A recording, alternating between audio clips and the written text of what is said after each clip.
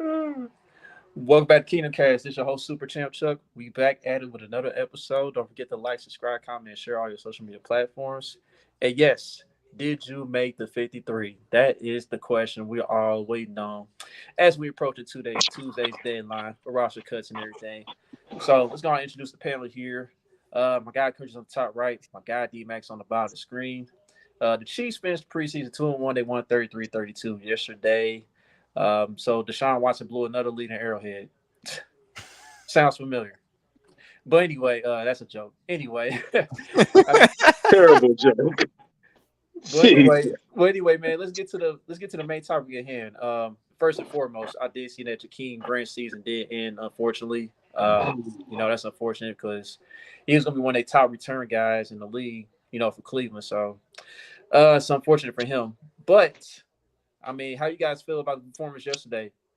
Oh, I got a Deshaun Watson joke. Did that loss rub him the wrong way?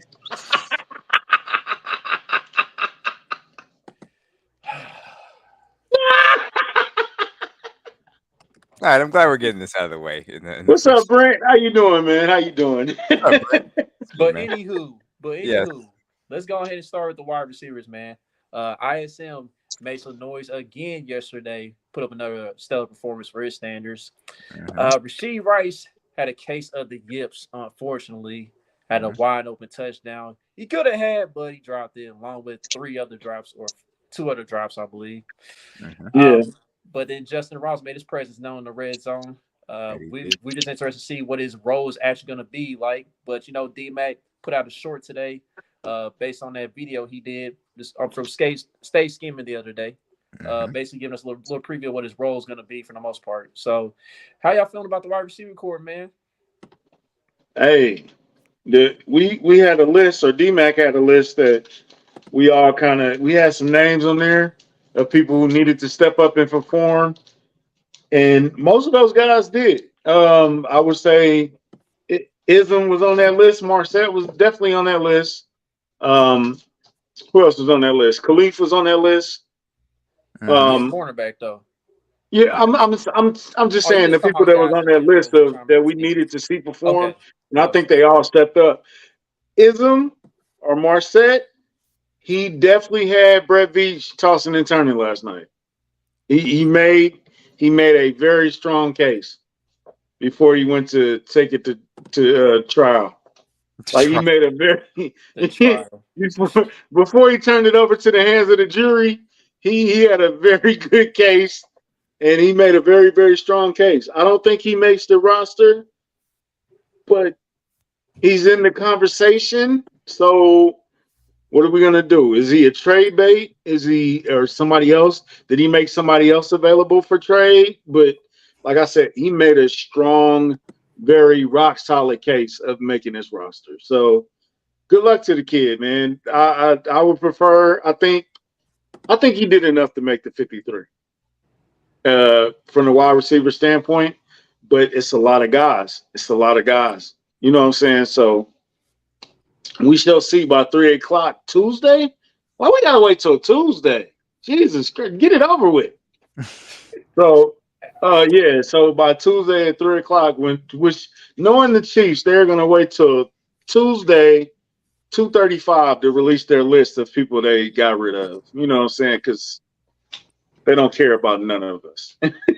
But yeah, I do think that there's a little bit of a time of ramping up here that's being done. I think that you saw Amir Smith-Marset perform at a very high level, and I think that he's a guy that over the next 24 to 48 hours is going to be talked about as trade possibilities if somebody comes calling, because there's just not room enough for him on this 53 as it currently stands. Unfortunately, we'll see. Anika Remigio going on IR here.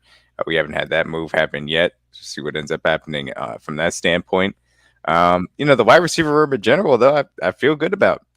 What I've seen from this preseason is these guys go into the roles that I expect them to.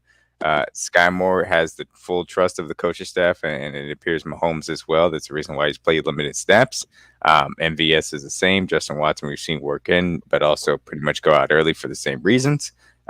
We haven't seen Kadarius Toney. Obviously, he got hurt 4 punt return attempts into training camp, and so we don't know exactly what it is. We heard that he might practice for week 1. We'll see exactly what ends up happening there. I still think that that's a quick turnaround for him because again, he hasn't done anything at camp this year, so it's How, a totally different thing to get ready for the season. Go ahead. how much was that a blessing in disguise for the Chiefs? Yeah. If I he's know healthy, you don't want that to happen, yeah. but this, I mean, it couldn't have went any better for the Chiefs. They found out not only do we have 6 guys, we might have 9 guys that can make contributions to this roster. Like it's an injury is never a good thing, but this is the knock on Tony, and it was turned out to be the best thing that ever happened because a lot of these guys we arguing about right now, I don't think they make this roster if Tony doesn't get hurt. I think that the way that they had been talking about Tony the entirety of this offseason, I think that he would have gone in the same group with Sky, MVS, and Watson, where he just wouldn't have seen that many snaps in preseason. So we still would have gotten looks at Rashee Rice, Richie James, and Ross, in my opinion. But as far as the first team is concerned, obviously those snaps are precious, and we've seen more of those guys because Tony hasn't been there. So it could be a blessing in disguise, but I think ultimately that's going to come down to if Kadarius Tony is healthy for this season when it matters most. That's really what it comes down to. But look, like you said, the wide receiver room has shown 1 through 10, if you're including Remigio and Cornell Powell, in my opinion, who both were having good camps before Remigio got hurt, and obviously we've gotten to the end of the line here with Powell, a guy that I hope does make it onto the practice squad. But yeah, this wide receiver room is deep. But as far as the guys I expect to make this 53, I'm encouraged by what I've seen so far. Yeah, I want to touch on what our friend of the show, Brian B. Shine, he's been on here twice. I want to touch on what he said about ISM. And it's like, yeah, but at the same time, like, dog, we got so many dudes, man. Like, some unfortunately, somebody gotta go. He mentioned the comparison with Joe Horn. He said, "Y'all remember Joe Horn when we first had him in Kansas City, and he bought out for the Saints, and then we drafted Sylvester Morris right after we let him go." And you said, "Don't make the same mistake. Keep Ism." So, but it's like, dog. Unfortunately, there's like a roadblock in his wide receiver core, and it's nothing against him. You know what I'm saying? Because he's been in the league for a while, and he's not that bad of a role player. You know what I'm saying? But I mean, I see if ISM does get an opportunity here, he gets an opportunity somewhere else where he finally is able to play and show his ability, at least like at wide receiver 3, wide receiver 4, then we might be able to see that. But I don't know, bro. I just don't know if there's any room for ISM at this point. It's just not, bro. It just is what it is. It's just not enough room on a 53 for him. We're not keeping 8 wide receivers. It's just impossible. 7 is already historical. Yeah, 8 is impossible. It's just not gonna happen. Yep, You know I'm what I'm right there. saying? Like if you keep 8, you start cutting into vital parts of this roster. It's just I mean, we hate it for the kid. We love the kid, you know what I'm saying? But I mean, it's gonna happen. There's some other guys that I like that probably aren't gonna make this roster. Like you Hmm. can't get attached, man. This just is what it is, man. Front of the jersey, always. Yeah, And Ism, Prince, P. Ryan, these are all guys. Cornell Powell, who, oh my God, Cornell, where was this last year? right. If we would have had this last year, we wouldn't even have this. You know what I'm saying? It'd be a totally different argument if he showed what he's showing now last year. You know what I'm saying? Or if he would have came in ready to hit the road his first year, his rookie year. You know what I'm saying? So I mean, it just is what it is, man. It's not enough room, man. It's just not. And this is a good problem. This is a it's a great very good problem problem. to have. Absolutely, it's an excellent problem to have. But like you said, it's just some of these guys are going to have to go. But hopefully, we can keep a few here in house. I think that the 7 that we've talked about here, obviously, the MVS is the Sky, the Watson, the Tony, and then Rice, Ross, and Richie. Those are the 7 that are going to be locked into this 53, and then just see maybe ISM gets traded, can bring us back some draft capital. Maybe Cornell Powell can make it to the practice squad, and Remigio ends up on IR, and things move on, and we can have a little bit of wide receiver depth as we go through the season. But to this point, I am encouraged by the wide receiver room, and I think that's a very good development. That's really, as far as this offense is concerned. We've obviously had the tackle question coming in of how Donovan Smith would look, Jawan Taylor coming into a new system. I think that you've had the wide receivers and tackles been very encouraging, and that's really the only two places of concern as far as this offense is concerned. Two It's perceived weaknesses too. Those were looked at going into it. Wide receiver look weak, tackles look weak, and we were encouraged by both of those areas, both of those groups right I, now. I'd even say the tackles were a weakness last year. I mean, when you both give up, the top or bottom five and pressures given up throughout the season, that is a weakness. And so it seems to be something that's been improved upon this year, as I theoretically expected, but obviously you want to see it happen. And same thing for the wide receivers. There's a diversity of talent here that I think is deeper than it was last year, and that's important. Yep, just before we get off, I ism. I'm gonna get used to calling him ism, unless he's not on the team anymore. But ism though. I remember him earlier in the week when he was interviewing Steve Walls. He said like he was tired of being a journeyman. He's like these think he said it was third team in 3 years or something to that nature. Mhm. And then like after the game, after that performance he had yesterday, he was like, "I want the baddest motherfuckers in the league." So like whether it's here or whether it's somebody else, I just hope he gets opportunity. And when he gets the opportunity, we'll see if he continues to shine. So I wish him the best of luck, no matter what happens. Yeah, Absolutely. no doubt, That's no that wide doubt. receiver confidence right there. I definitely hope he gets his shot onto the team. Yeah. So the Yeah, next receiver I want to touch on is Rashee Rice. Rashee Rice had a huge case of the yips yesterday. Like I said, 3 or 4 drops. One could have been a touchdown, but in that second half, though, I like the fact that Blaine Gabbert went right back to him and he caught 2 passes and didn't drop any the rest of the game. But I mean, what was your overall assessment on Rashee Rice yesterday? I mean, was it like just a confidence issue, like after the first couple, or what?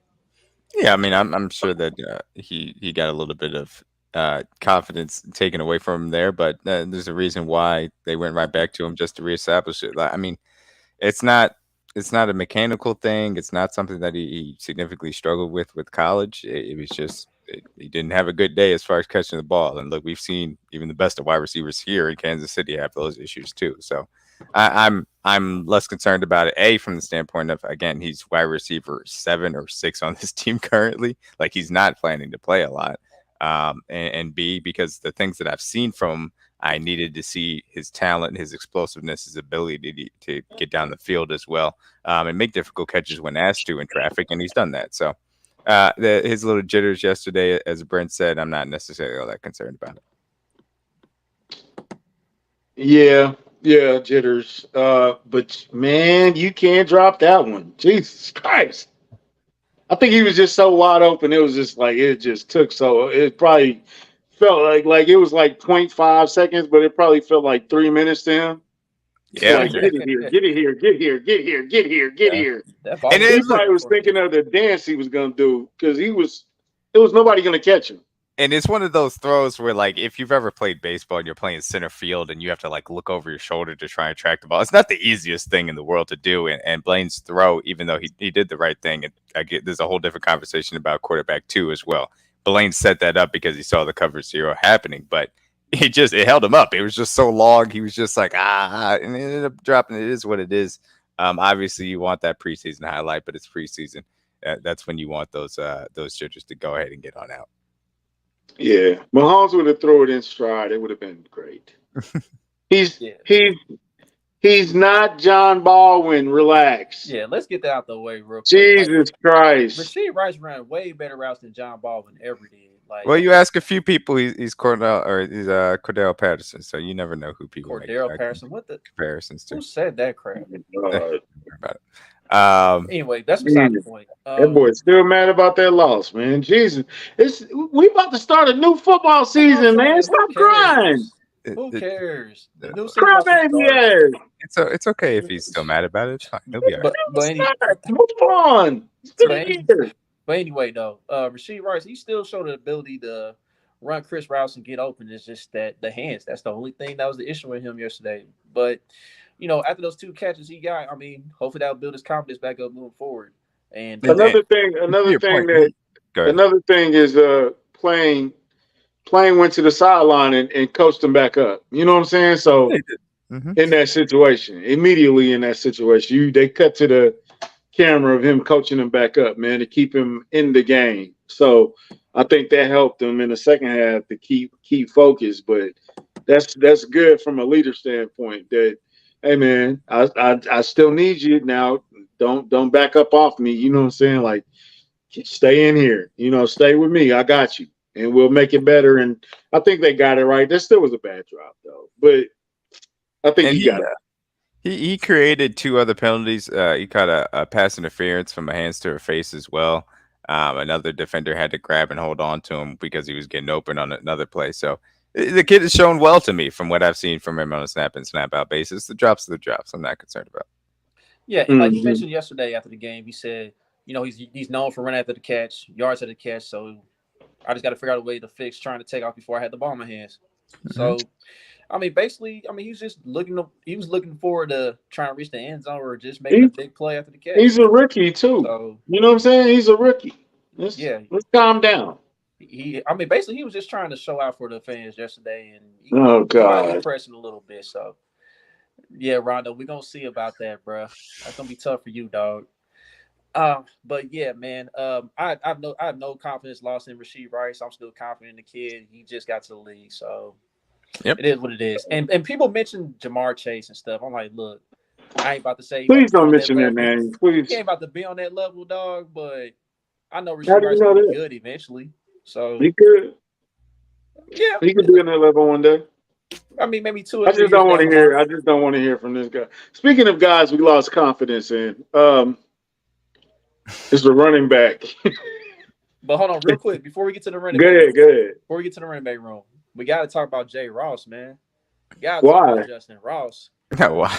Look, ain't nothing to talk about. He did what he ready to go. He did what he said he was gonna do. He ready to go, dog. No matter what role you put him in, he's ready to roll this season, dog. Like this season, you got to get him on the field as much as possible, in my opinion.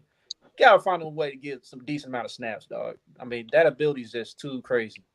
Oh, now we putting up, we posting video. You got to show the clip, man. It's a great red zone catch from Justyn Ross. I love the salute after. Man. Inside and he went out on the fade.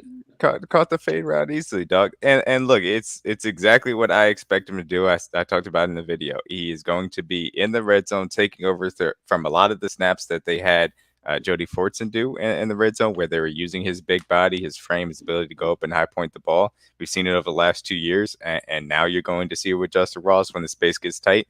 You need those types of guys to go ahead and secure those catches. And so immediately day one, I expect he will have a package in which he goes in for those types of targets. And as we go out throughout the season, we'll see whatever he can kind of earn in between the 20s. But yeah, you ain't got much country. I felt like Clarence on that. Yeah, right.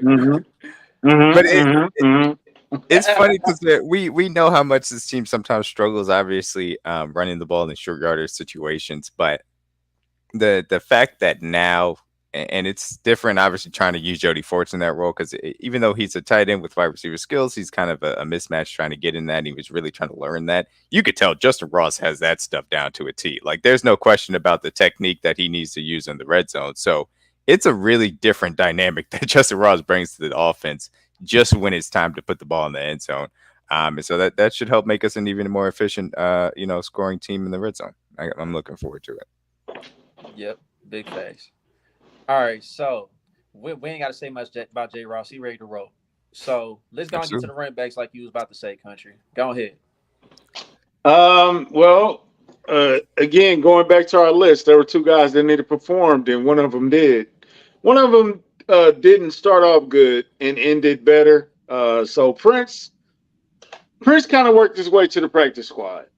I think LaMical Perine not only got himself off of the practice squad, I think he got himself onto the 53-man roster with the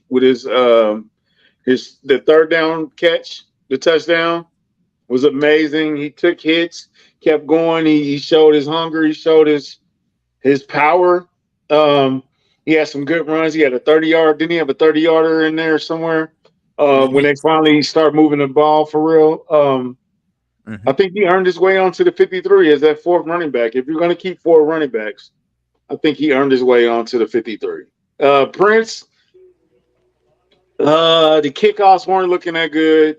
The running wasn't looking that good. It came together later, but like we said, it was like too little, too late. You know what I'm saying? So hopefully he gets some practice squad, get some reps, and get that year under his belt. He'll come back better for it. You know what I'm saying? But the height that he had, it was just unattainable for him to match that height. He had big height coming out of training camp, and he just failed to reach it. You know what I'm saying? Which is, I don't know if that's his fault, the media fault, or whatever, but I still think he makes the practice squad, and I still think there's talent there. There's still potential in that space. So let's see what he can do with a year of experience under his belt on the practice squad. Yeah, I feel like the game was just moving just a little too fast for him right now. He didn't look confident as far as like He said deciding what. OBJ. We never had Odell Beckham on our. Man, forget all that, dog. Anyway, yeah, like We he had had a rough Odell time. Beckham on our team. Man, shut up. He had a rough time trying to figure out which way to go as far as like picking the holes and stuff, man. But like on his kickoff, man, he just didn't look confident. He didn't look confident at all. And like when he Yeah, ran the ball, it looked like he didn't have much confidence running the ball either. So I just feel like he does need a little work, man. I think going to the practice squad is probably a good thing for the yeah. next. The hype with Give him, him some tutelage. the hype with him got so crazy that some people was saying that he could take over as RB1 later on the season, and I laughed at that. I was like, all right, let's calm down, let's relax. All Right. right, And bro, like y'all gotta stop hype. I know y'all don't like Clyde, bro. I know, but y'all gotta stop being ridiculous. P. Ryan didn't play himself to running back three. Stop it, man. Stop it, please. Like y'all just hate guys. I don't. It's something about the Chiefs fan base. They always pick one or two guys that I'm gonna hate this guy no matter what he does. It was Albert Wilson. It was Clyde. It was McCole Hardman. It's like I don't get it. I don't. I really don't get it. But P. Ryan, he played himself to running back four. He is not running back three. He did not take Clyde's job. right, Relax. Yeah, right, it's just a little bit of a misunderstanding, and this applies also to Justin Watson, his place in the wide receiver room. These are guys that the coaching staff trusts to do exactly what they ask them to do, when exactly they ask them to do it in the space of this offense. And that goes a long way for this offense. There are other offenses around the league where they're throwing a guy based on whatever talent he has and say, we'll figure out if you can do things on time when we need you to later, and we'll deal with the miscommunications. That's not how things go in Kansas City. Everything is about attention to detail. You have to know what you're doing if you're going to go out there, or you're going to have to sit down until you figure it out. And that's something that Sky Moore learned last year, and it's a learning process other guys have to go through, and that's okay.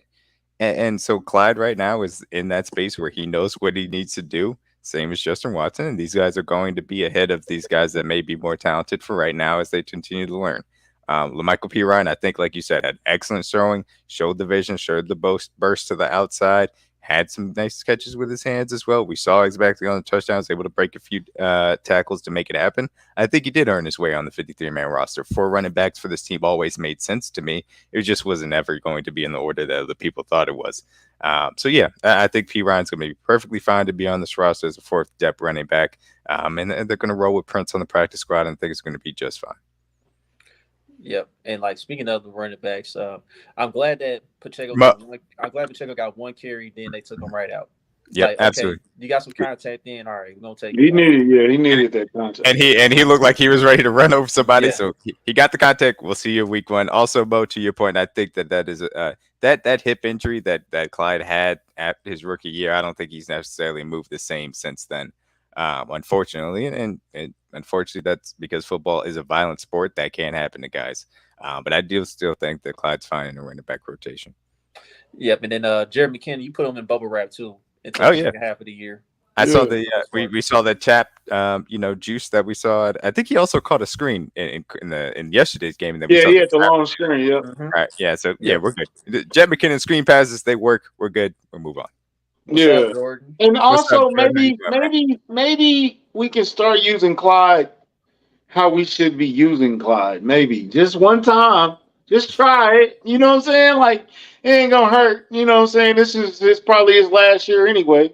I mean, if you're So, talking on the Texas route, maybe, but outside of that, I mean, look, love like the he Texas route. was effective in the red zone last year. I mean, Hmm? we Yes, can he go was. back to that. bro, he was leading the team in touchdowns last year before he got hurt. Yes, he If was. he can stay healthy, let's see what he does when he's healthy. He's been fine every time that he's been healthy. He just And, goes in, does what he needs to do, and then unfortunately, he ends up getting hurt, and then Jet McKinnon takes over from that point forward, and it's been a and formula that works.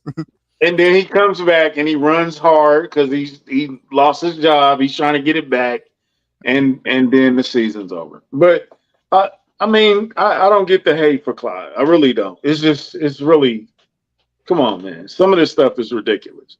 like I've been Also, saying. speaking, Justyn Watson is like he's getting a lot of hate, but it's like it's no, it's like logic goes out the window when it comes to certain guys on this team. Yep. But yes, but let's get some of the ugliness out the way with this offense. What Sporting Voice comments? Oh, No, okay. please. Look, Oh, look, okay. You look, was talking look, about the look, game. My bad. look, Sport Voice. He'll be available after the season. Yes, you Y'all- guys can sign him by all means. Hey, call the Please front do. office. Call your front office. Write a letter to your senator. Go ahead, Chuck. The ugly system office. But yeah, you saw the battle of the backup quarterbacks once again. Shane, things did not go well for Shane, unfortunately. Juan Thornhill, he came out there with bad intentions, dog. Let me tell you something. Besides that pick six, he was lighting boys up, man. He Yeah, he saw let it stuff for Justin Watson's hits. ribs, man, before He that did. pick six, dog. Shane He- laid him right into him, dog. Like Juan Thornhill was like a bottle of gay sauce, and he just splashed it on him, bro. Like. But yeah, man. Juan Thornhill, he had a hell of a game in his return. Gotta salute him for that. But other than that, man, the interception, it was bad. Juan read that all the way, and then on the second one, I felt like Cornell got to hold on to that ball in this situation. I mean, some people was like, okay, it's a hospital ball. Shane kind of got him into trouble in that sense, but I don't know. It's kind of bang bang. So Yeah, it's a tough catch in traffic and things of that nature. So it's a little bit unlucky on Shane's part for the second one. First one, he's rolling to his left there, and he tries to go to the backside dig off a play action, just completely misses Juan driving. Juan sat on that all the way. Juan was waiting for that, and he obviously did what he did with them in the end zone celebration. Shout out to Juan, man, a player that's contributed. Nah, man, because he couldn't catch when he was here. Now he can catch all of a sudden. Well, look, that's the AFC North's problem, not ours. Juan would have low key led the league in interceptions if he could catch, because he definitely had to. Never mind. Shout out to Juan though. That was a gift. Shane, we saw the ups and downs of Shane. He's a volatile player still. And that's why I always said he's not going to be quarterback 2, because Blaine is a guy that is more consistent. He has a better handle on what you're doing out there. He's a veteran, steady hand that they want. And so that's the reason why Shane is going to be quarterback. I mean, Blaine is going to be quarterback 2, and Shane is going to be the emergency quarterback 3.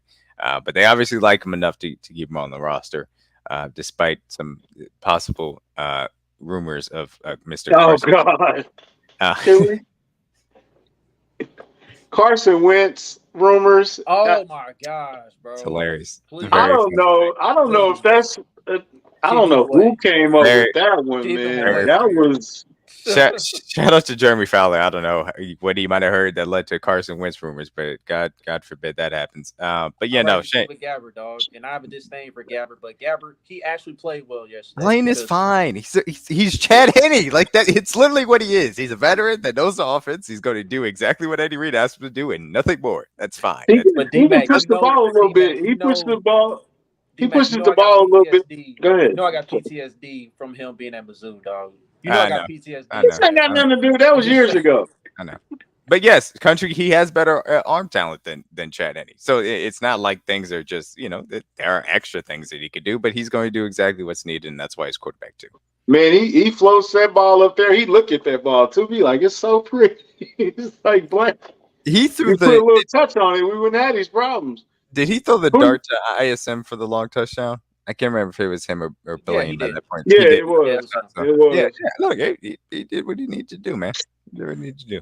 Yeah, Shane's only All touchdown right. pass was to Justyn Ross, but the rest of them, Right. yeah, Yeah. was Let's Blaine Gabbert. let's get to Mr. Foot's question. What do you guys think about Kane Doe versus Thompson for the final DE spot? Sorry if you already covered. No, Jordan. Nah, let's get to that. Um, Do you guys want to start?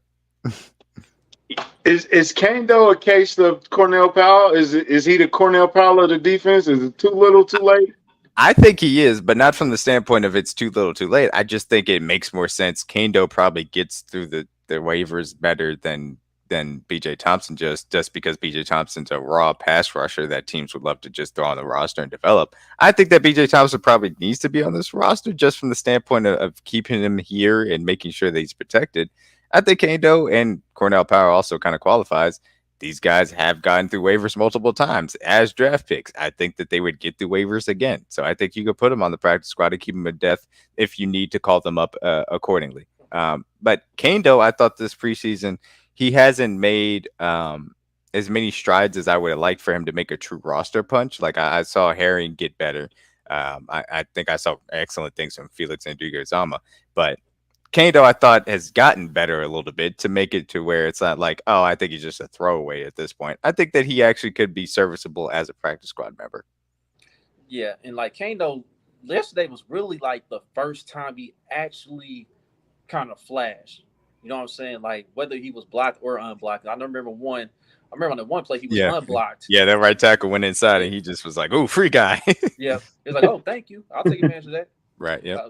So yeah, I think Kano just needs a little bit more development. Like if he is like available on the practice squad and we spend more time with him, then he might be able to contribute and be like a solid role player. But for the time being, I like BJ Thompson a little more because you gotta keep that raw potential on the roster. You gotta protect that because you don't want to lose that. I think, and yeah, he might not make it through the waiver process at all. So.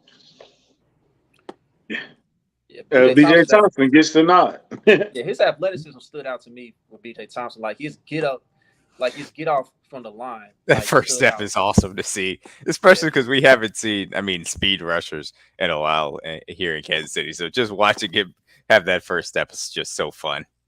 I want him to have a full year on this roster just to be around the team, work with color. Mm-hmm. Do you think that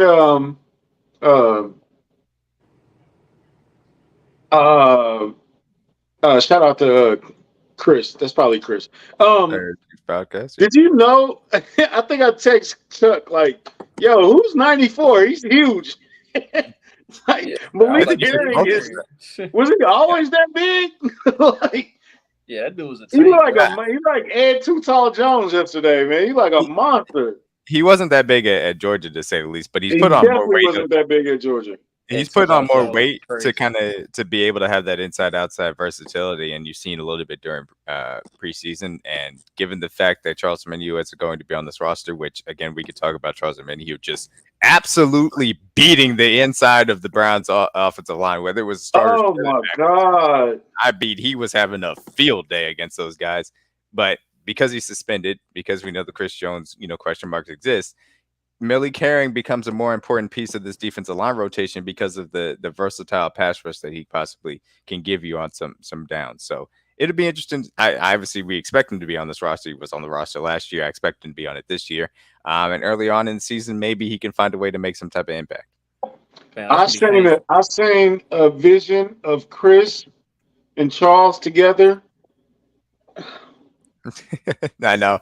I tweeted it out, dog. I was like, I'm so mad we're not going to be able to see it in week 1. But when we get in the playoffs, and you give me George, and you give me Chris, and you give me Charles, Felix, and you give me Felix, and just let them 4 pin their ears back and get out the quarterback, dog. Hey, Charles. Put whoever you want in the secondary. I don't care at that point. Just give me them 4 and go after every single offensive line, dog. Oh, my God. Charles was like, okay, I'm gonna be gone for a while, but let me show y'all what y'all gonna get. Let me leave y'all with a taste of what y'all Let gonna me get. leave y'all with this. Oh Yep. man, yeah, Charles. He was getting after it, dog. He was just Oh beating him my like a pro. God. He Mm. pushed one guy, and I was like, come on, man. God, I'm trying to make this roster, man. Would you leave me alone? You a You making me starter. look bad. You making me look bad right now. Come on, dog. How did you feel about this? Totally random. I'm sorry. You know how I am, ADHD. How did y'all feel about Cleveland playing their starters for so long? But they hadn't Um, played during the preseason, so they kind of needed it. So that's the reason why. yeah, Okay. everybody was out there All except Nick right. Chubb. Because it was like they still in there. Like, okay, why is Watson still? It was He hadn't basically got like any the snaps. it was basically like the Steelers and Falcons game a few days before our game where we saw the Steelers starters go up against the Falcons second team on defense. So I mean it was pretty similar to that. They were just trying to get their last reps in, just make sure everybody's ready to go. So Yep. same thing with Cleveland. And like with Deshaun Watson, like he finally had a full offseason with Cleveland. I mean, you still gotta get more reps. And like with Deshaun Watson's performance, we saw some up and downs with him yesterday. Yeah, Um kind of they still look a exchanged little shaky. they exchanged with him and the running back, Wilkins. I don't know if that's Jordan Wilkins or a different Wilkins, but both of those times it was bad. Yeah, Both it of was those pretty. resulted in fumbles. Yeah, it was Yeah, issues. And then we saw the good Deshaun Watson. We saw Deshaun Watson of old, like when he extended the play and found Amari Cooper wide open. And then like the very first throw of the game when he hit somebody down the seam. So Hmm. and then of course Yeah. Njoku touchdown. So Hmm. yeah. Speaking of names on our list, Khalif and what's the kid? 40. What's the kid's name? Eco Eco. boy. Yep. yeah, Did, equal boy though. Hmm. did I think Khalif probably separated himself a little bit? I think he's in the running for that 10th spot, that last DB spot. How do you feel about what Khalif did the other day? I think Khalid did do a little more in the end. Like first game it was more Boye though, and then I think Khalif kind of took it from there from the second game and the third game on. So I just saw like a little more from him. You know what I'm saying? So Yeah, I'm right there with you. I think Khalif showed, especially with his length, his athleticism. I think I saw a little bit more for Khalif throughout the entirety of the preseason, kind of punctuated here. Um, I feel like he is pushing for that last spot. Nick Jones's health kind of is a wild card thrown in there. Deion Bush is a guy that's a veteran, so he can be cut and brought back should they need to put somebody on short-term IR or something of that nature. He could just go straight to the practice squad as well and get an elevation. So I think that if I were making the roster and I'll be putting out my 53-man tomorrow for a projection, I'm going to have Khalif on there just because I think it makes sense for the depth in this DB room as it currently stands. Why did they announce that Nick Jones didn't need surgery? I thought that was a weird announcement. Well, I think it was just You a kind of have to, though, right? not necessarily, but they asked him during the press conference the injuries in general and any objects as far as that was concerned. I assume that in asking about Tony, they also asked about Nick Jones because those are two guys that kind of have the issues. We also heard about, I don't know, we didn't hear anything specifically on Nico Remigio, so that's interesting. I don't know No, if you had a question about that as well, but he's yeah, he's definitely winning the Tyler Bray Award for the preseason. yeah, he is. But yeah, no. So I think that's the only reason why that news really came out. But we'll end up seeing here in a few days what exactly is the updates as far as those injuries are concerned, and if they need to make some moves there. I definitely don't envy Brett Veach Nope. today or for the next 3 days, actually. You know what I'm saying? Until Tuesday afternoon when he can finally breathe. But He's yeah, I making the odd definitely don't calls for envy sure. him. Yeah. It's gonna be some maneuvering. They're gonna have to do some slick. They're gonna have to do some slick moves. It's not gonna be all right. Give me 53 guys and we move on. It's gonna have to be some willing and dealing on this. Because Yeah. It's not straightforward at all. And yeah, that's the at thing because all, there's a lot of it's depth on not this. even close. Yeah. yep. Yeah, And I definitely agree, Clint. yeah, they keeping that a mystery. So yeah, man. As far as What like as about far Allegretti though? Because he had the same similar shoulder thing. Is he also a candidate for IR? No, it sounds like there wasn't anything serious as far as his shoulder. So I think that he didn't play because they don't need to see anything from him. They know what they got in him. Yeah, I was just about to say I don't think his injury was that serious. So Okay. Well, who are we putting on IR? Who all are we IRing? Are you IRing Tony? I would be, but I don't know. I don't know if they will. So Yeah. Is it too early to talk about? yeah, Tony's a big mystery right now. Tony, I could see Snead. I could see Nick Jones. Snead is tough though because we don't.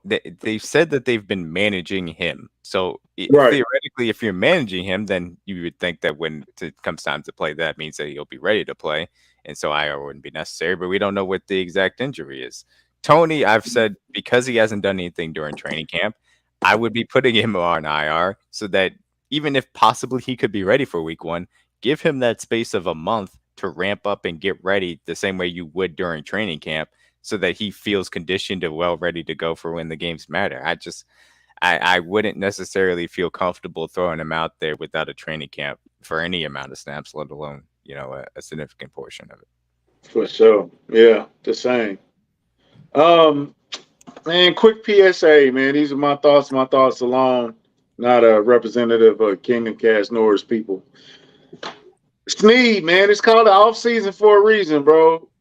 Get that done in the off season, bro. Get that cleaned up, man. Those are the type of things that you need to do. That rehab, them scopes, them cleanup surgeries, whatever you needed to do with that knee, man. Off season, baby.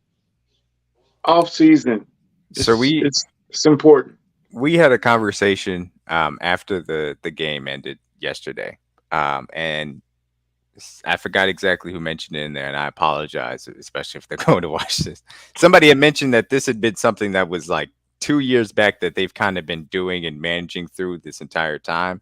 So I assume that it's not something structural to where they can go in and take care of it. It's just something that randomly crops up every once in a while. And unfortunately, that's sometimes, again, it happens in a sport of violence. Yeah, and that's also rehab and working out and he works out. Like Snead's a good kid, man. Snead's a good dude. Like tremendous on and off the field. He's a great guy. Absolutely. It's just, man, like I don't know. You know, Kyle knows everything. You know what I'm saying? So. yeah, like with Snead, man. Yeah, man. I mean, that's one of those things you definitely got to take care of in the off season, man. Like if it's something that serious, you definitely just got to get that out the way, man. That's something you want to get done right away, just so you can be ready. There was things that he probably camp. could have done. There was treatments and rehabs that he probably could have done. You know what I'm saying? Like it depends. Go ahead, Chuck. Because I mean, you don't have to. I mean, you don't have to necessarily be there for mini camp. You know what I'm saying? Like if you need a little more time, then you don't have to necessarily be there for mini camp, but at least have that taken care of so you be ready to go for training camp. He did OTAs though, didn't he? He was at OTAs. He was. I think that if there was something to be taken care of, I think he would have. But I don't think that this is that type of injury where it's a something that you go in and surgically fix. I think it's just one of those things that you're randomly going to have knee issues that are going to crop up and have inflammation, and that sometimes happens. It didn't help his money out. That's for sure. No, that as far as his market going into the offseason, that remains a huge question mark because he's going to have to play at a high level to establish that. Yeah, he's in that $8 to $12 million range right now with me. He's in that Travarius Ward range, seeing if he can get a cash out from somewhere else. But that depends on if he play. Because like the knee injury, I mean, that's definitely gonna be something to, keep an eye on throughout the course of the year. Like, it's just something that's gonna be just lingering for an entire year. He's just got to play through it. You know what I mean? He's been playing through it. Like it's been a thing. You know what I'm saying? Like I think it's always been a thing. And he guts it out. Like we're not questioning his heart at all. Yeah, of course not. He's a soldier. You know what I'm saying? Like so. And if it's been a thing for this long, that's why I don't think it's you should have taken care of this in the offseason. I think it's just a I said it, Kyle. What you gonna do? I don't think it's a take care of it in the offseason thing. I think it's just it's a reality of his situation right now thing. All right, shit, it's a PSA. It wasn't on y'all. It's on me. If it fall back, if it come back, it's on me. I'm good. I got big shoulders. You say um, you got big shoulders. Nah, but I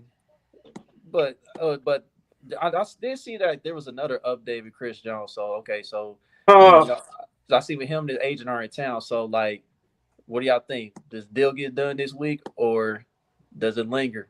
yeah, I've been talking it, about it the last few days. Oh, sorry. Go ahead, Chuck. Now go. I mean, go ahead, Country. I'll go. uh, you ain't in here for nothing. Go ahead and get it done, man. It's time, Chris. It's time. And handle your kids getting in school. I know school about to start. Y'all in town. Y'all eating barbecue. They probably discussed the last. This is where we at. Or maybe Chris just said, hey, bro. Andy just kind of like cussed me out through the media. What are we doing? What are we doing? You know what I'm saying? Pat told me in so many words, it's time for me to be at camp. What are we doing? Like on the real, I think that's how the conversation went. Hey, Andy Reid said the game goes on. He talking about me when he said that. It's gonna go without me. He telling me, come on and jump in the car. Let's go. It's time. And then Pat said, we didn't think it was gonna go this long. They're saying things without really saying it. So I think he got on the phone with his agent and was like, yo, what are we doing? Because this is starting to enter a territory that I didn't want it to go to. You know what I'm saying? Like, or maybe that's just being a fan and being biased, but I definitely think Pat and Andy were talking through the media. Now, it's not what they say, it's what they say. It's the in between of what they say. You know what I'm saying? Like, Right. especially Andy Reid, who is a master of saying absolutely nothing, but saying a lot at the same time. Mm-hmm. You know what I'm saying? So I think Chris got the message of it's time, bro. It's time. You made your point. You know what I'm saying? Let's go. It's time. And Period. I think that's absolutely an aspect from the team perspective of that. It's time. We have a week and a half until we have to be playing a football game that counts towards our season, and so this has And, got to be resolved here. But the front office has a deadline here as well because we are up against the cap. The 53-man roster is going to start counting as far as practice squad and IR is going to be starting counting here on Tuesday at that deadline. They have to make a move for cap space. That is going to either mhm. be Chris Jones extension or some other move. And so this weekend here, next 48 hours is the end point of, are you going to get this done or are we going to have to do something else? So I don't think it's any coincidence that he's here. I don't think it's any coincidence that his agency is here as well. It's time. The final negotiations are kind of coming down here. And so I hope it gets done sooner rather than later so that Veach can turn his attention to the roster more so. But specifically, I said I'm about 40% optimistic that it ends up getting done. But I still think that Chris Jones ultimately on this team for the next 3 years makes the most sense as far as an outcome. Him being in town kind of ramps it up 50-50. Yeah, And the agent. Him I and think, the agent being in town kind of ramps it up. It's like yeah, 50-50 right now. I'd take that as an optimistic sign because Yeah, if you're in Miami right now, then I'd be like, all right, well, I might be down to like 20%. yeah. Because This it needs don't sound this needs to be happening right now, and so it's a good thing that they're here. And so yeah. hopefully maybe we wake up tomorrow morning to a nice report before that gets done, and we can all celebrate. Yeah, I'm I hoping could no later I than could Wednesday. actually see them. I could actually see them announcing Chris and then like right under that throwing out the list of people who they cut.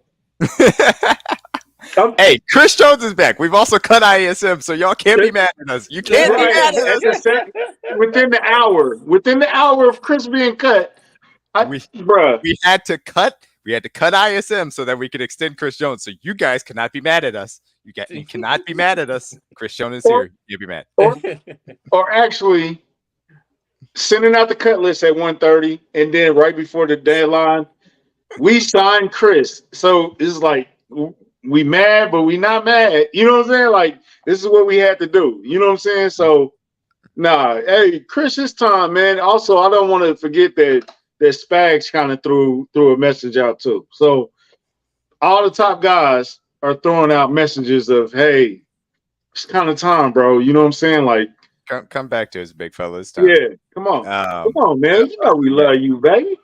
Chris Jones has a lot of considerations from a financial standpoint of missing games, and that's not just a missing game checks this year. That is money that he will be missing out on should he get his tag next year, as John Anderson said, because that affects his base salary. So, yeah, there's a lot of incentives for Chris Jones to be in here and sign a contract extension.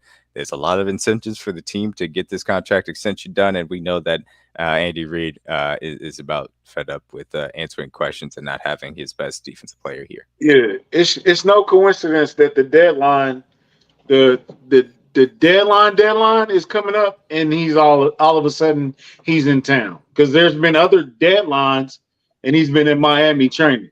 Yeah, when this particular deadline, because this really is a deadline of we either got to get this done or we gotta do something. We gotta do something before Tuesday. We have to. This is the end of the deadline. And normally if they want you and there's a deadline, it gets done. You know what I'm saying? Like if Kansas City wants Chris Jones, you about to find out in the next 48 hours if Kansas City really wants Chris Jones. Yeah, I agree. This is zero barrier. If this isn't done before the cut down date, I will probably say that it's not going to get done. Period. And look, this also has roster implications. Chris Jones being here changes the face of what you feel comfortable with keeping as far as the defensive line rotation. And I think you're already up against it because of Tershawn Wharton trying to come back from his injury, and obviously Charles Omenihu's suspension. Even though he's not going to count towards the 53-man roster, you still have to take those things into account. And so as a result, Chris Jones not being there is an added, kind of weight that those guys would have to deal with at that point. So hopefully you can come in, get him, and evaluate where he's at, and just take a good look at him and make sure that he's in where he needs to be to have a chance at playing some snaps week 1. Mm-hmm. Yeah, no, Andy was over it about 3 weeks ago, to be honest. Yeah, Andy's been over it. He's been over it for a while now. Andy was over it about 3 weeks ago. Andy was like, "We put on pads and this kid isn't here." Yeah, now I'm tired. Mm-hmm. Yeah, he been fed up. So, but when have we seen? I'm sorry, Chuck. When have we ever seen? A contract go like this? Like in Orlando Brown wasn't even this bad. No, because he was in camp. He was in camp. It got to a point where it was like, yeah, we're not going to agree to an extension because we're too far out here. So you're just going to play on the tag, and that is what it is. And so that was a perfectly fine, kind of thing to reach. But Orlando Brown Jr. being here long term isn't nearly as important as Chris Jones being here long term, and that's ultimately the difference here. There is an actual, desire for Kansas City to get this done, and I think. Yeah, Justyn Houston. Yeah, that one went terrible.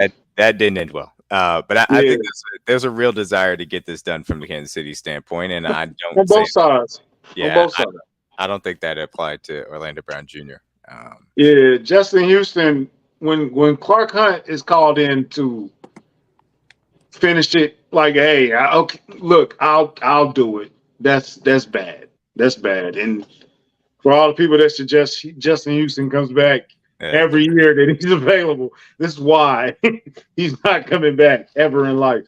Amen. But I don't think it's to that point. I don't think it's as much as we saying Andy's over it and all that. I don't think it's the hurt feelings are there.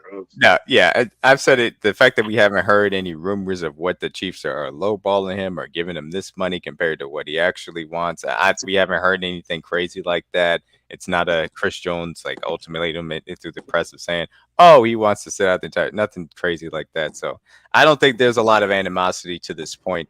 And I think there's still a chance for it to be completely patched up. Because we haven't heard any number. We haven't heard what Chiefs are. Even the Chiefs haven't. You know how sometimes they battle in the media, and it's like, well, we offered them 27. Yeah, somebody will leak that out, like Lewis, like that one guy. I don't want to get blocked anymore. Some media, ESPN guy, you can't get blocked. Hey, they offered Chris Jones this number, he didn't want it. You know what I'm saying? To sway the fan base or whatever they do in the media, the Yeah, way they negotiate in the media. So it never even got to that point. So I think we in a good space. I know the trolling and the fan base is pretty much over it, but mm-hmm. this is when it really gets. I think this is when the front office and Chris and his agents, this is when they really get to talk because it's like you said, this is a real deadline. This ain't fake no more. It's not media. It's not posturing anymore. You know what I'm saying? Like we got to get this done before Tuesday, bro. Either we get it done Tuesday or goodbye. We'll tag you and trade you. Yeah, simple as that. Simple as that. So yeah, hopefully no later than Wednesday. This gets done. So No, it has to be done before the deadline. They have to have money. Really? Oh, okay. Yeah, they have to All have right. money to sign All right. their practice squad in their 53 by Yeah, Tuesday. either another move is made to create cap space, and then at that point, that's a signal that they probably aren't going to get something done, or Chris Jones gets extended, and they have the cap space to do what they need to do on Tuesday. All right. Travis Kelce will come in and say today and restructure his contract, get a raise. You think he'll do that again? You think he'll restructure again? They at this point, they only got a couple moves they can make. Yeah, I mean it's either him or Tooney, really to yeah. Space, so they don't have too many moves. They don't have too many options. Yeah, seriously. Yeah. Well, that's why you trade Justyn Watson so you can get that money. I'm joking. Oh my goodness. D-Mac disappeared from the script. Right. You made D-Mac disappear, dog. I like just throwing D-Mac's train of thought all the way off. It's a pleasure for me to do this. He's such an intelligent, smart guy. And it just be like, why would you say that? I'm never expecting it, and it does a good job. I had to get you back though by drafting Adam Vinatieri in our fantasy league. Bruh, the laugh I had. Okay, Jordan Schooling. Thank you, Jordan. Jordan, that's a very appreciate that. Top ends on us, so they have a little bit of time, but man, if they don't understand, John's gonna have to be a Kelce restriction or something. So thank you, Jordan. Jordan Foote. Yeah, it's great to know, Jordan. Yeah, check him out on Kansas City Sports Network. I said, dang, he does good work. Jeez. Jordan used to be a friend of our show too at one time. Before he got popular. That used to be. That's crazy, yo. Man, them DMs got crickets in them now, man. It's crazy. You know what I mean? Shout out to Jordan, man. A great follow on Twitter, man. Jordan, my dog, man. Jordan, my dog. Does great work, but yeah, shout out to Chiefs Kingdom though. Whoever Chiefs Kingdom is, yeah, I'm ready for week 1 too. Been ready. Yes. I think everybody by the fourth quarter of that preseason game was ready for week 1. I got you, yeah, I think everybody. Jordan's a good guy. Everybody by fourth quarter, maybe middle of the third quarter. I legitimately I looked at my phone because I was supposed to be hosting the post game space. I looked at my phone and it was like 3:30. I was like, wait a second, we got 4 minutes left in the game, right? I was like 4 minutes left in the third quarter. I was like, oh my god, we got another quarter of this we got to watch first. Yeah, halftime. Essentially, dog. That second pick six, I was over it. I don't even care what we do in this game. Let's get out of here. Hey, we came back and got the win though. We came back. Hey, yeah, we got a Justin Reed extra point. We got all of it, dog. Yeah, that second pick six, I was over it, buddy. It's time to get up out of here, bro. Yeah, shout out to DiCaprio Boodle. He got an interception. I mean, shout out to DiCaprio Boodle. Maybe he went from fighting Travis Kelce in practice to game-winning interceptions. Man, I appreciate it. Right, FAU on the practice squad. FAU put up a solid preseason overall, man. Like he flashed. He was a good dude, man. He flashed every game to me. So consistently, yep. And then Harrison Butker, man, he's still clutch. He still got it, y'all. When Harrison Butker field goal still works. Yep. And then Tommy Townsend was punting the ball. Tommy Townsend trying to get that money. He's trying to get that bag. Hey, he might not be here, but he's gonna get that bag. No. It won't be here. It won't be here. I can promise you that. It won't be here. But yeah, he go get that Rosenhaus bag somewhere else, dog. Shout out to Tommy Townsend. Yep, and thank God we have a special teams to where our kicks won't get blocked. Because Cleveland, they special teams is horrible. They special teams gonna cost them some games this year. Hey, another It's rookie, been like, Kendrick Coburn, got the game saving kick. nah, that was Phil Hoskins actually.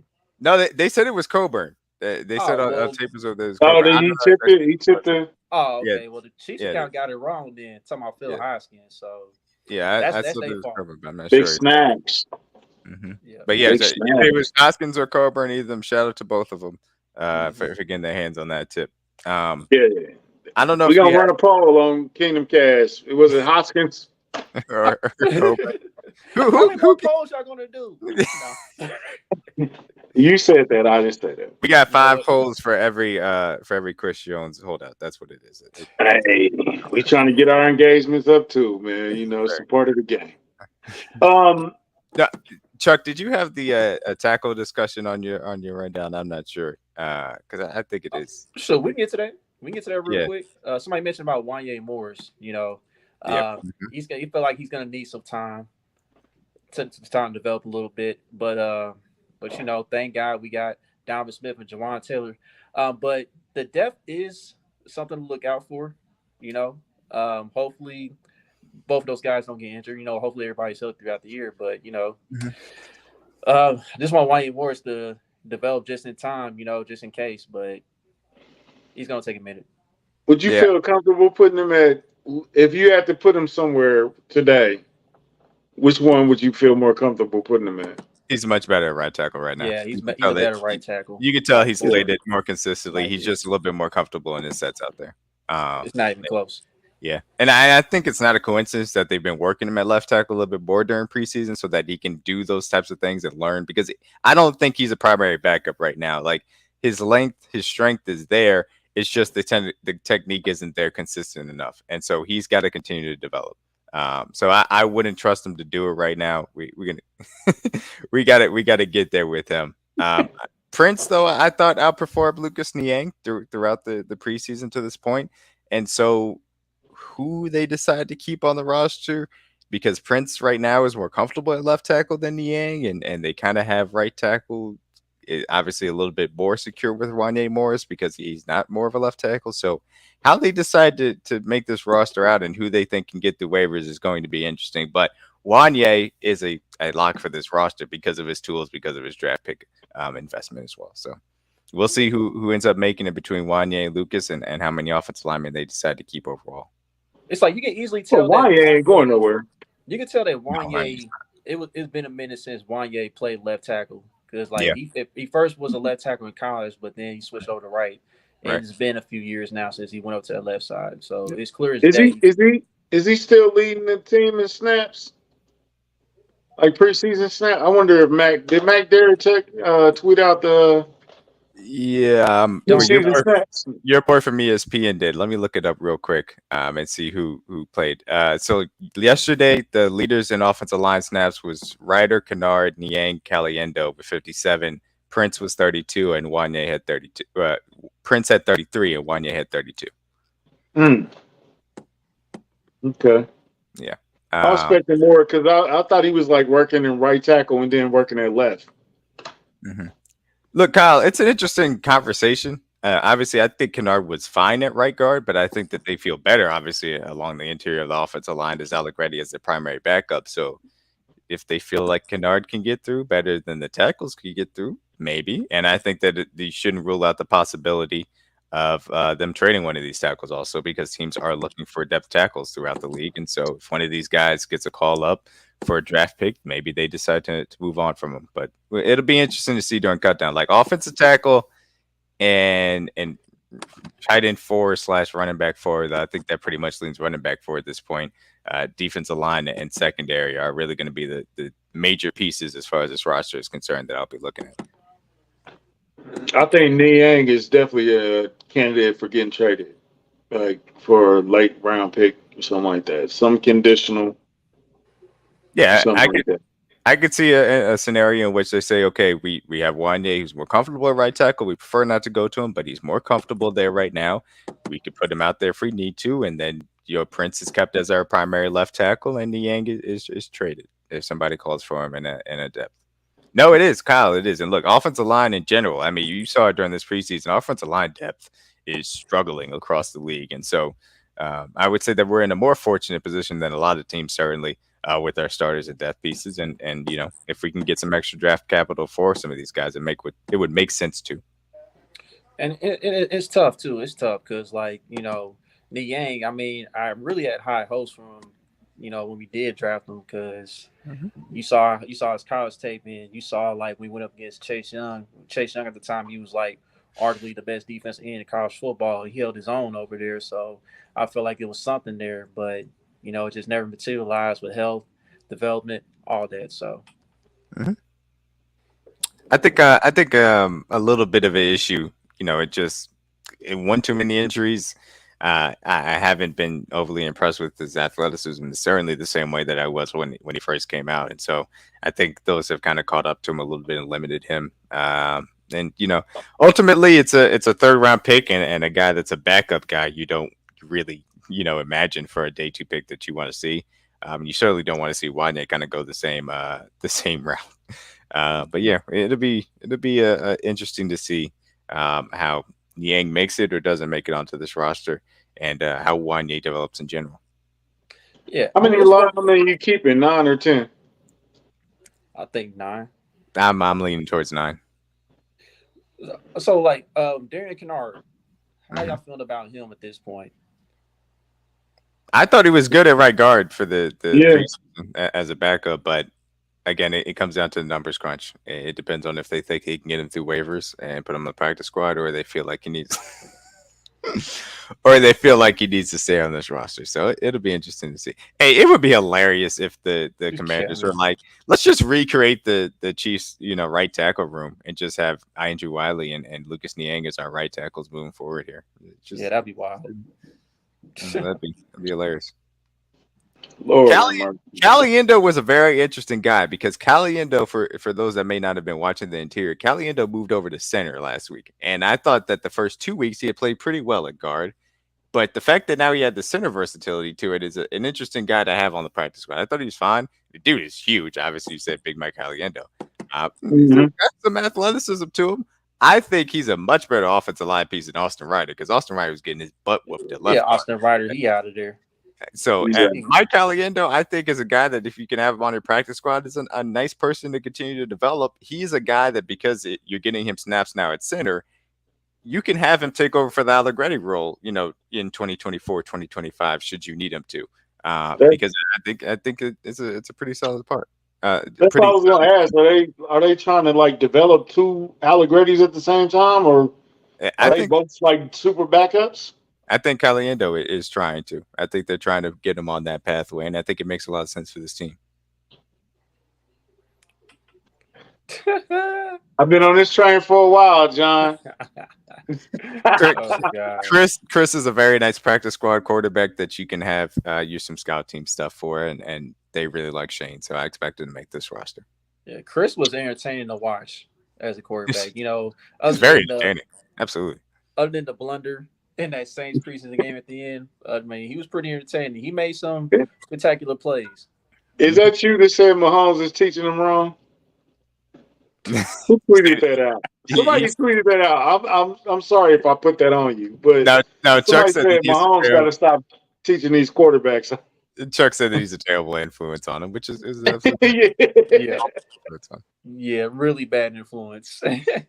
Awful influence. You can't do what he do, man. They called him a bad influence. You a jerk, man.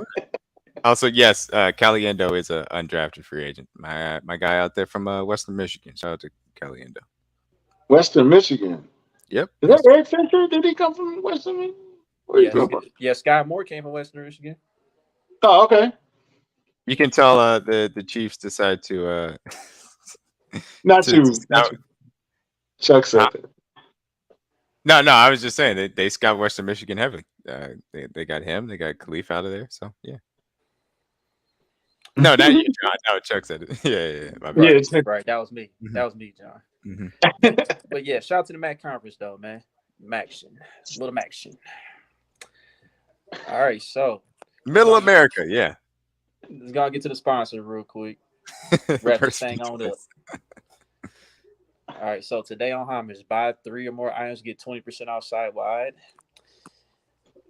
And then we got the NFL Team Essentials that just dropped not too long ago. Still got the Crew Next going on. You still got the Pop Culture collection going on. And then your regular go-to collection. You know, you just want to lounge around or work out in, whatever you want to do with that. So, gonna copy some gear and pay homage. Hey, September coming up, y'all. And, get them crew necks, dog. It's ready. And there's gonna be more drops on the way too. I mean, the Yep. Starter jackets they gonna come back and they got some more stuff, man. So stay tuned for that. Yeah, Right. y'all definitely asked for them starter jackets. Mm-hmm. I'm gonna get me one this year. A big them one. must be nice. Yeah. So Hey, we got Detroit. homage. We got Detroit now in 2 weeks. Mm-hmm. Or a little On under to 2 Detroit. weeks. Finally could start up, and hopefully we will have a Chris Jones extension done and dusted. We will have our 53-man roster put to bed, and Detroit will be the topic of conversation. Yeah, And, follow and D-Mac because if Chris Jones signed, that's a space right there. That's a Yes, space waiting to happen. yes, we will be doing a space the second Chris Jones signs. You can follow me at I don't know DMAC. if we ever did a 5. yeah, I don't know. I'll ask. I'll ask about $500, but that's kind of a tough ask. You're So correct, Kyle. We were not giving up whatever the draft pick was for Trey Lance. 4th. It was a fourth. Yeah. Yeah, we were on trade. Cowboys ain't gonna do nothing with their kid. I He mean, won't be there long. I feel like it's a smart move for them for like insurance, just in case Dak get hurt. But no, That's Cooper He fine. Rush. won't be there long, bro. That's my Cooper opinion. Rush is their primary backup, but Trey Lance. The thing about him is he's cheap and he is under contract for the next 2 years. So should they need to keep him, and should Dak not play as well as they want him to this year, and they need an option, they can throw Trey Lance out there, and so we'll end up seeing Dak is in a prove-it year, the way his contract is set up, to say the least. So Yeah, interesting to see. I hella thought Cooper Rush was like a free agent after the season. I didn't know he was still on the roster. So No, yeah, they that's got him my out bad. there. QB too, man, and get Cooper Rush. But damn, you can't beat out. Dang, you think Trey Lance will be able to beat out Cooper Rush though? I mean, I get Cooper Rush. He played decent last year, but I'm just saying. Well, he just got there, so I think that's the reason why they're Right. yeah. So He can't beat out Sam Darnold. Sam Darnold beat out Cooper Rush though. Man, they look. they never Man. gave him a chance in San Francisco this year. I'm not saying previous years because obviously he got hurt, but this year the second that they signed Sam Darnold, the first day of free agency, we know what Brock Purdy did last year leading up to the playoffs. That was the end of it. Trey Lance was done in San Francisco. Yeah, I'm sorry. There's no way in hell Sam Darnold played better than Trey Lance this preseason. I mean, it's clear that they was gonna stick to Brock Purdy regardless. I mean, so that's why they made the move.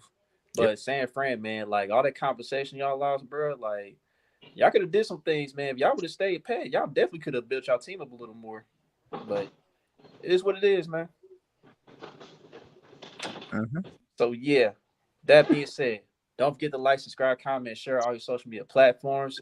Until the next episode, it's on Detroit in week 1. We out. Ring ceremony.